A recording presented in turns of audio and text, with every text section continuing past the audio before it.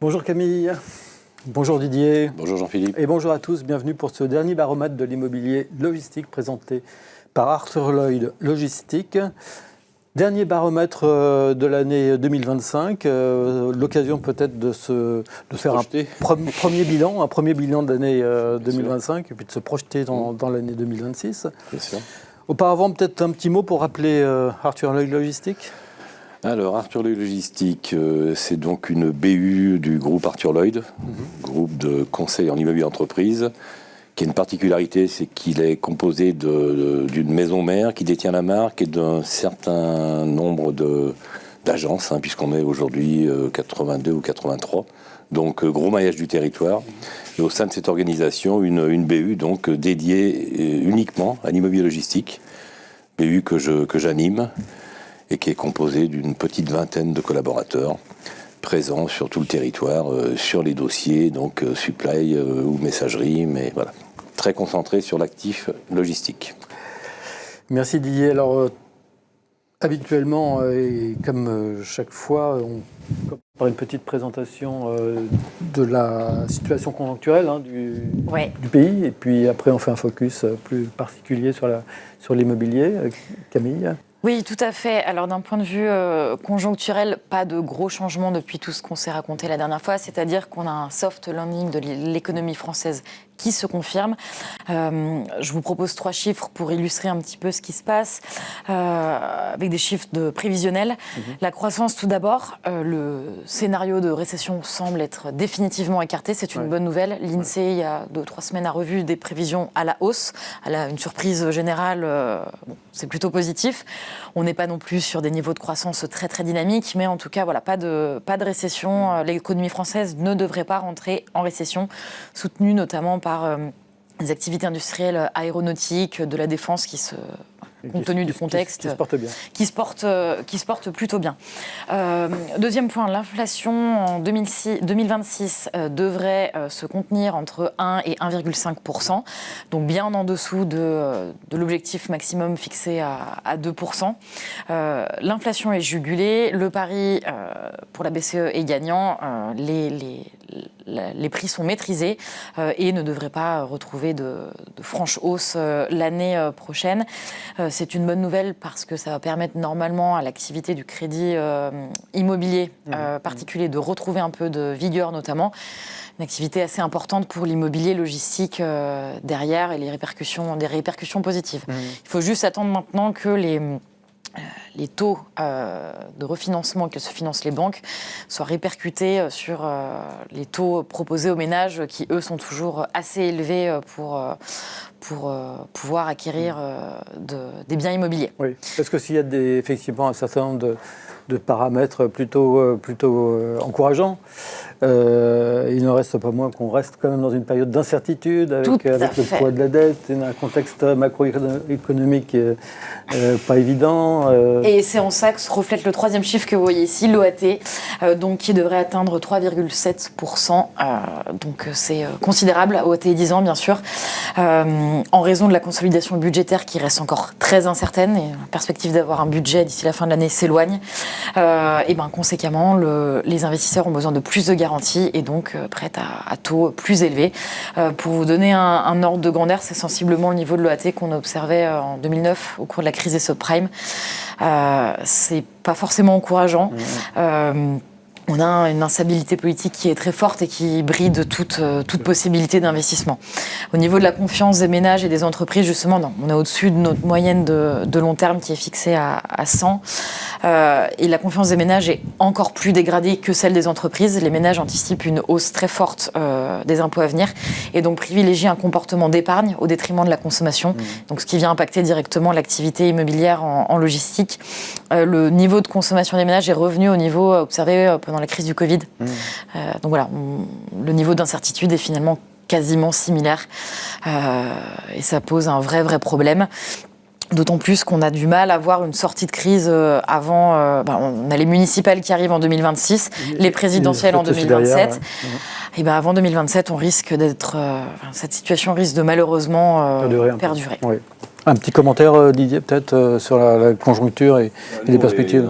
Nous, on est complètement impacté par la consommation. Effectivement, elle est encore pas au rendez-vous.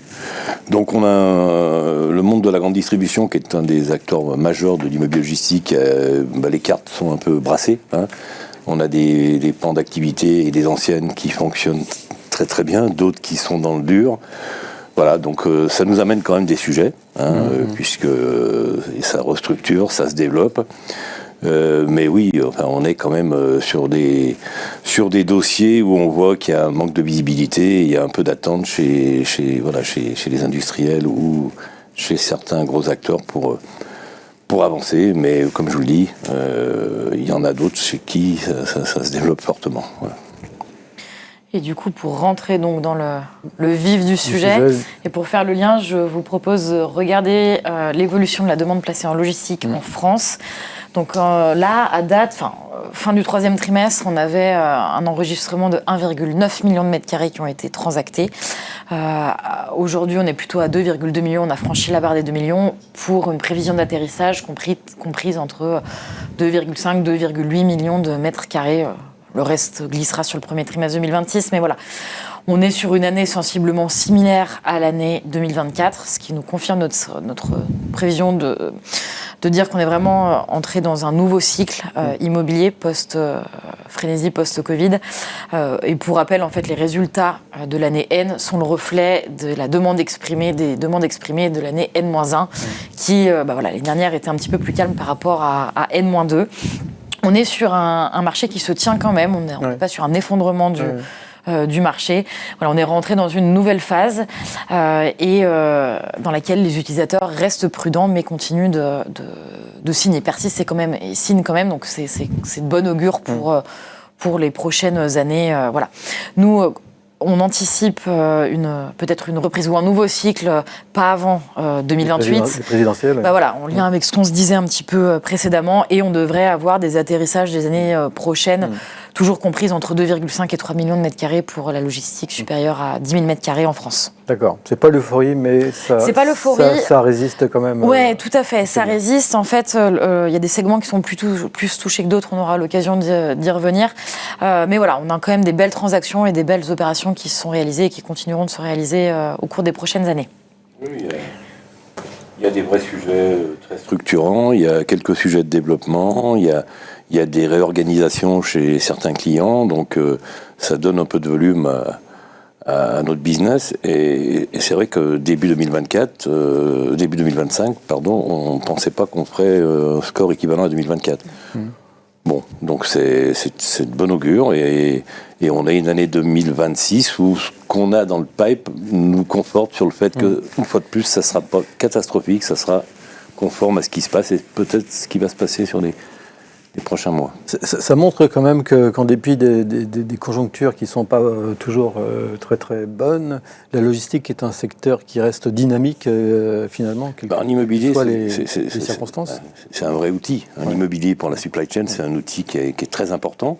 Donc, comme je vous le dis, il y a des sujets structurants, il y a le e-commerce qui se redéveloppe, qui se réorganise un peu ses barycentres. Donc oui, ça reste... moi, je préfère louer et vendre de l'immobilier logistique que... En ce moment, que de vendre des bureaux, par exemple. D'accord.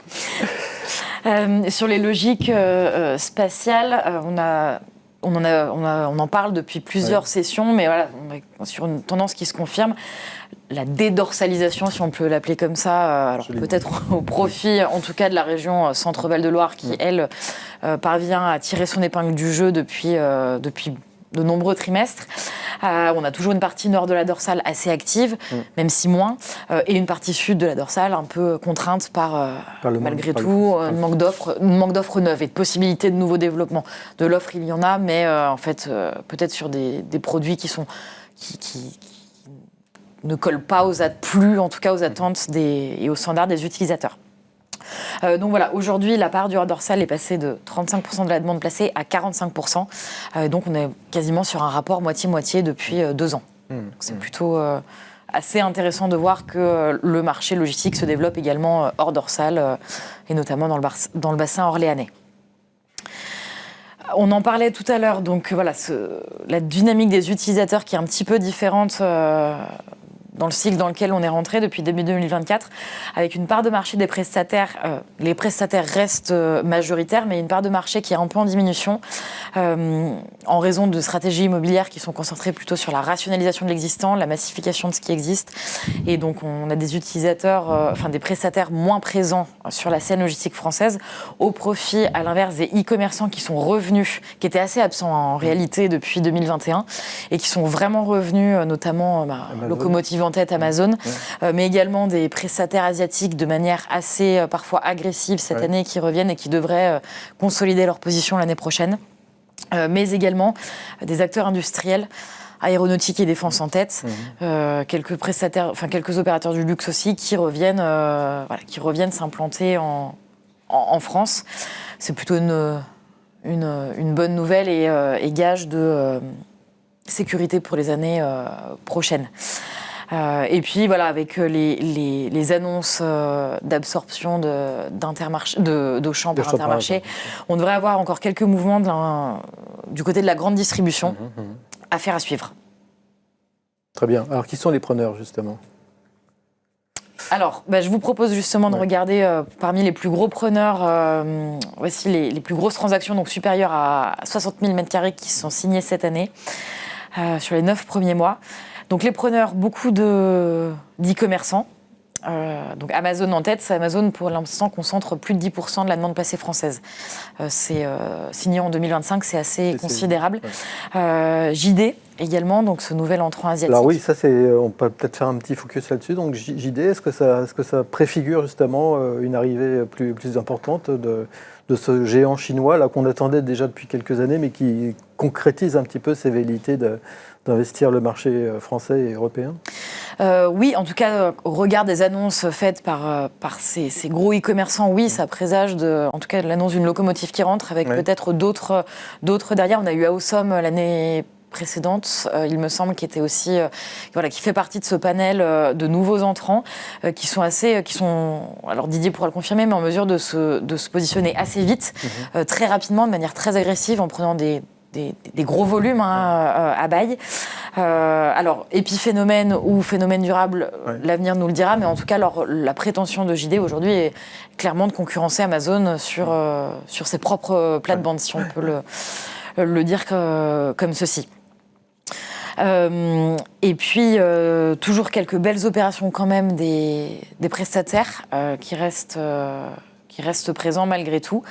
Et puis, quelques gros chargeurs tels que Chromology ou ID Market qui continuent qui sentent la période propice aux nouvelles implantations. De manière assez intéressante sur ces grosses opérations tout de même, de nombreuses ventes utilisateurs. Donc voilà, il y a certains chargeurs sont en possibilité, notamment Amazon, sont en possibilité d'avoir quelques liquidités pour s'implanter en France. D'accord. Aujourd'hui, Amazon, ce qu'ils font en immobilier en propre, sans prestataire, ils veulent être propriétaires. Par contre, ils ont toujours effectivement une partie de leur business qui est fait par des 3PL et où là, ils sont effectivement locataires. Mais entre ce qu'ils prennent en direct et ce qu'ils prennent avec les 3PL, c'est même plus de 10%. C'est énorme. C'est énorme. Et c'est la même chose dans les autres pays, ou c'est propre à la France ? Alors, nous, on n'est pas international, mais de ce qu'on entend par nos 3PL, oui. Vous prenez des gens comme ID, aujourd'hui, ils sont en train d'accompagner Amazon sur d'autres pays, loin de notre continent. Donc, il y a vraiment un passage actuellement qui est significatif sur le développement de leur immobilier logistique sur cette activité qui, depuis 2 ans, effectivement, est repartie. Oui, tout à fait. Alors, quelques chiffres pour conclure sur cette partie demande qui caractérise un petit peu ce qui s'est passé depuis début 2024, donc nouveau cycle logistique. Le XXL, donc nous, ce qu'on appelle XXL, c'est toutes les transactions supérieures à 40 000 m², concerne en nombre 15% des transactions. C'est une part de marché qui reste stable par rapport au cycle précédent. En fait, on se rend compte que les transactions les plus touchées par le recul de l'activité économique concernent essentiellement les petites transactions de l'ordre de moins de 15 000 m2 qui étaient en fait signées par des plus petits prestataires qui avaient peut-être les épaules moins solides et qu'on retrouve moins sur la scène logistique actuellement.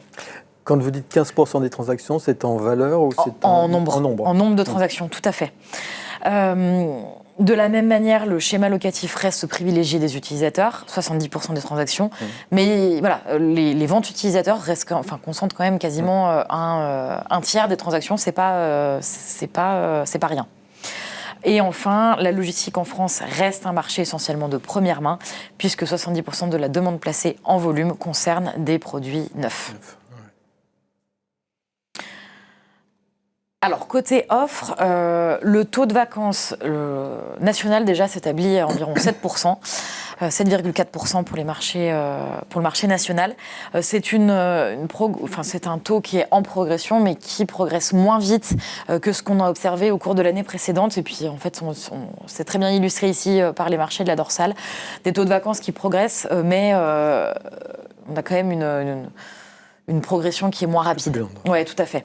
Avec toujours une dualité nord-sud de la dorsale, avec un marché lillois parisien qui offre plus de possibilités qu'un marché marseillais ou lyonnais, qui retombe au niveau du seuil de fluidité en fait, du marché logistique. On voit quand même que sur des secteurs comme Lyon ou Marseille, où il y a une grosse pénurie de solutions, d'offres ou de fonciers, on a retrouvé quand même, il y a eu des libérations, et aujourd'hui on est moins dans l'embarras pour trouver une solution à un client quand on est sur le pôle marseillais ou sur la grande région lyonnaise. Et on le voit dans le taux de vacances. Complètement. Et on a une décélération qui commence à s'amorcer, à voir si elle se confirme ou pas au cours des prochains trimestres, mais des annonces de libération. Après, l'offre retrouvée disponible dans la partie sud de la dorsale, c'est essentiellement de l'offre de seconde main. Et on a toujours très peu de développement en neuf, et ce qui me permet de faire le lien avec... Et juste pour revenir sur ce taux de vacances, je pense notamment aux régions de Lyon et de Marseille, et en règle générale, c'est des libérations d'immeubles. Et ces libérations d'immeubles, elles sont souvent le fait de ces fameuses enseignes ou activités qui sont dans le dur et qui lâchent des surfaces. Donc c'est bien eux qui remettent de l'offre sur le marché. On parle toujours du mobilier. Tout ce qui tourne autour du bricolage, du mobilier, Tout à fait. Et donc, à propos du potentiel de développement, donc concentration de l'offre future prête à démarrer ou en instruction, on a toujours une très forte concentration sur l'axe Lille, Paris, Orléans, beaucoup moins sur l'axe Lyon-Marseille, un petit peu sur les régions Grand Est et Bourgogne-Franche-Comté, notamment pour la partie la plus proche de l'Île-de-France, ou dans une moindre mesure sur l'axe Dijon-Lyon. Mais voilà, pas de retournement de structure du marché logistique français qui continuera de se polariser sur la partie nord de la Loire. Donc, des régions comme on parle des Hauts-de-France ou de l'Île-de-France, où on a encore des projets de développement, ils vont être en phase avec le besoin des utilisateurs qui aujourd'hui veulent des bâtiments neufs pour diverses raisons. C'est le problème qu'on a à Lyon et dans le sud, c'est qu'aujourd'hui l'offre qui se libère, c'est une offre qui existe depuis un certain temps et qui ne va pas forcément, peut-être en termes de taille et de localisation, mais qui ne conviendra pas forcément aux attentes de ceux qui veulent effectivement des bâtiments. Donc, on verra ce qui va se passer sur les prochaines années, mais les Hauts-de-France et l'Île-de-France va certainement continuer d'attirer des utilisateurs parce qu'il y aura une offre de qualité et on risque d'avoir ce problème parce que ce soit Lyon ou Marseille, on a toujours aussi peu de visibilité sur les fonciers qui pourraient être débloqués pour redévelopper une offre. Ceci dit, ce n'est pas le seul critère aussi qui détermine une implantation. Il peut aussi s'agir aussi d'une situation barycentrique qui permet... La localisation est effectivement un critère important. Aujourd'hui, on sait que c'est de la surface, bien évidemment. Mais sur des gros volumes, je pense qu'un sujet sur un bâtiment qui va approcher les 100 000 m², je pense que le barycentre, il est plus souple que sur un bâtiment de 20 000 m². Donc on peut voir des projets glisser de 100 ou 150 km parce qu'il y a une offre neuve d'un développement au détriment de la région qui était potentiellement le meilleur barycentre, mais sur lequel il n'y a pas de solution. Et alors justement, pardon, je vous coupe, l'impact sur les valeurs locatives, assez difficilement lisible en fait. Il y a un peu une double lecture. D'une part, on a des valeurs prime qui ont grimpé un petit peu cette année, donc, et ce malgré un contexte un peu dégradé et toute l'offre retrouvée, mais parce qu'il s'agit de transactions qui sont signées sur des localisations très recherchées, dans des secteurs où justement on avait très peu d'offres auparavant et voilà, qui se réoxygènent un petit peu. Donc on a toujours des belles signatures qui se signent à des loyers un peu plus élevés que ce qu'ils n'étaient auparavant. En revanche, on a toujours des secteurs... Les secteurs secondaires, à l'inverse, sont plutôt à la peine. Les franchises de loyer augmentent. Les loyers de présentation commencent peut-être à s'étioler un petit peu aussi. Alors, c'est encore pas quelque chose de très, très palpable, mais dans certains secteurs, c'est des choses qui devraient se concrétiser vraiment en 2026. Donc voilà, on a une double dualité. En fait, d'un côté, on a des marchés très premium, très prime en logistique qui se confirment, et de l'autre, des secteurs qui sont un petit peu plus en souffrance. Avec une petite précision sur le prime de Paris, puisque... Ce que je ne voudrais pas, c'est que tous les investisseurs promoteurs pensent que le prime est 90, c'est ce que parler d'exceptionnel. C'est ce que j'allais dire. Tout à fait. Mais non, on ne va pas s'emballer sur le cas. Exactement. Sur le loyer moyen en Ile-de-France, on est plutôt de l'ordre de 70 euros, 60, 75 euros. C'est pas la même chose. C'est pas du tout la même chose. Et puis même à 70, 75, il y a un peu d'activité, mais c'est des belles transactions, des beaux noms, c'est sur malgré tout des très belles localisations. Donc voilà, on n'est pas non plus à 75 partout en Ile-de-France, sans franchise de loyer, en tout cas derrière. Je vous propose juste de prendre un petit peu de hauteur avec cette slide-là d'un point de vue assez macro, en regardant l'évolution de l'ILAT par rapport à l'évolution des loyers logistiques sur les 15 dernières années. Où en fait l'ILAT et le loyer logistique sont assez corrélés, suivent une tendance assez uniforme finalement, ce qui nous permet d'affirmer qu'on n'a pas de décorrélation des loyers logistiques. On est sur un marché qui est plutôt sain, où l'offre et la demande fonctionnent de manière assez concomitante, et voilà. Contrairement à des secteurs d'activité beaucoup plus... on a un spread qui est beaucoup plus fort entre l'ILAT et le loyer moyen, dans un sens comme dans l'autre. Là, en logistique, on est sur un marché qui est assez sain, où l'offre rencontre malgré tout la demande. Alors oui... Sauf quelques exceptions. Bien sûr, on peut avoir toujours des contre-exemples, mais voilà, de manière macro, globale, on est sur quelque chose d'assez uniformisé. Ce qui est plutôt une bonne nouvelle et des bons signaux. C'est un tout à fait. Schéma très intéressant. Je vous propose peut-être quelques mots sur le marché de l'investissement. À fin du troisième trimestre 2025, on a des engagements en logistique qui totalisaient un petit peu plus de 2 milliards d'euros. C'est un niveau sensiblement équivalent avec notre enregistrement même période en 2024. On devrait avoir aussi un atterrissage similaire à 2024, peut-être un petit peu inférieur. Alors, il y a eu beaucoup d'activités il y a à peu près un an, et sur le premier trimestre 2025, on a été, nous, notamment beaucoup invités à pitcher. Il y a eu beaucoup de mises sur le marché, et finalement, qui ne se sont pas concrétisées, parce que... on n'était pas au prix. Les attentes des potentiels acquéreurs et des vendeurs n'étaient pas du tout alignées, de l'ordre de peut-être 10-15% de moins. Donc du coup, voilà, beaucoup de projets ont capoté. Aujourd'hui, on a finalement assez peu de nouvelles mises sur le marché, ce qui présage d'un premier semestre 2026 assez timide en termes d'enregistrement. Oui, tout à fait. D'enregistrement totalisé. Bon, la bonne nouvelle, c'est qu'il y a quand même de nombreuses liquidités qui restent à placer sur ce marché-là, mais pas au prix actuel. Donc, il y a encore un travail de correction de valeur qui doit s'opérer du côté des investisseurs. Mais il faut dire qu'on a connu aussi quelques belles années. Ça, c'est loin. C'est loin. C'est loin, et c'était peut-être un peu décorrélé de leur valeur réelle, finalement. On était un peu dans une bulle qui n'a pas vraiment éclaté. On n'est pas dans une crise immobilière à proprement dit, mais voilà, la conjoncture économique est venue remettre un coup de frein à tout ça et peut-être offrir un peu d'assainissement à un marché qui était vraiment en train de faire une bulle, en fait. C'est vrai qu'il y a toujours de l'appétit, mais depuis cet été, on a constaté effectivement que les acquéreurs avaient tendance à rediscuter des prix. Quand on est en période d'exclus, on se serre les fesses parce qu'on sait pas si on va aller au bout. Donc il y a quand même cette tendance qui font que les taux ont un peu augmenté. Ça reste...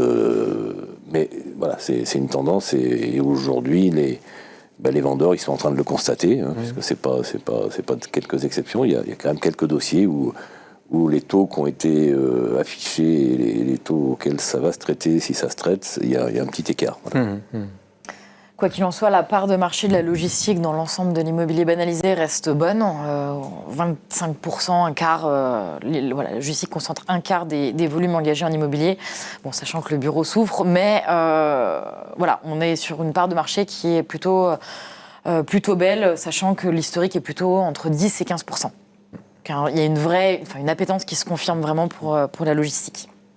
Il y a aussi un phénomène qu'on constate, c'est que depuis quelques mois, les investisseurs, ils ont toujours un petit décalage, mais ils ont compris que le locataire, c'était important.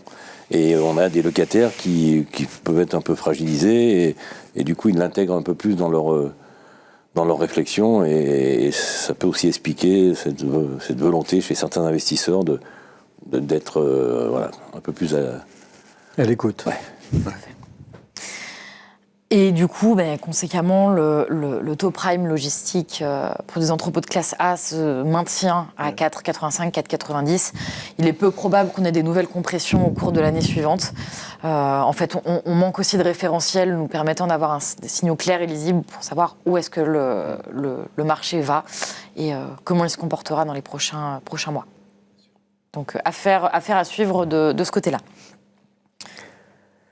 Est-ce qu'il est encore trop tôt pour faire une projection sur 2026 ou est-ce qu'on a quand même déjà quelques idées ? On a quelques idées, donc une année sensiblement qui devrait s'inscrire dans la continuation de 2025, la continuité de 2025, donc avec des niveaux de demande placée qui restent inférieurs à ce qu'on avait avant, mais qui ne s'effondrent toujours pas. Didier l'a dit, il y a des belles demandes, il y a des belles opérations qui vont se concrétiser en 2026. Sur le marché de l'investissement, c'est pareil, on devrait avoir des arbitrages qui devraient venir rythmer une année qui sera plus calme que le cycle précédent, mais sans pour autant être... on n'est pas sur des bilans qui sont catastrophiques, bien au contraire. Un marché de l'immobilier logistique qui devrait continuer à se premiumiser d'une part pour les très très bonnes localisations, et peut-être à l'inverse des secteurs qui seront plus en souffrance, d'autre part. Et voilà, donc des engagements qui resteront très maîtrisés au cours du premier semestre 2026 en tout cas. Au regard des prévisions de consommation des ménages en biens, c'est pareil, on devrait avoir une légère hausse donc qui devrait venir soutenir la demande pour les entrepôts logistiques. Donc pas de reprise en tous les cas significative avant les présidentielles. Si je dois faire résumer en quelques mots, c'est ça. Mais tout de même, quand même, encore des belles opérations qu'on a vues cette année et qui pourraient encore continuer l'année prochaine, en gros. Oui, tout à fait. Oui, on est vraiment sur du comparable, je pense, en 2026 de ce qui s'est fait en 2025 et en 2024, que ce soit sur le marché de l'investissement ou côté utilisateur. Donc, tout ça est très positif, parce que... Surtout si on se compare à d'autres secteurs de l'immobilier, quoi. Voilà, et puis, par rapport à, je dirais, au contexte géopolitique, enfin, finalement, l'incertitude. Tout résiste. Ouais, c'est impressionnant, comme malgré tout ça, ça continue non seulement de ne pas s'effondrer, mais de maintenir un rythme tout à fait acceptable pour les marchés. Les utilisateurs et investisseurs ont appris à finalement faire fi de la situation politique. Voilà. Eh bien, écoutez, un grand merci. Merci à vous. Camille et Didier. Donc, on se revoit sans doute en début d'année prochaine maintenant pour voir comment cette année 2026 redémarre. Et puis, si elle redémarre conformément à ce que vous avez prévu. Nous, on annoncera les chiffres de l'année le 5 février, je crois, avec nos investisseurs, nos promoteurs, nos constructeurs. Donc, effectivement, on pourra, à ce moment-là... Toujours un grand événement avec où vous rassemblez les partenaires autour d'un fiers de cet événement. Un événement sympathique, qui est attendu. Incontournable, qu'on a maintenu en présentiel. Et qui rassemble, j'ai envie de dire, les acteurs majeurs de ce secteur d'activité qu'est l'immobilier logistique.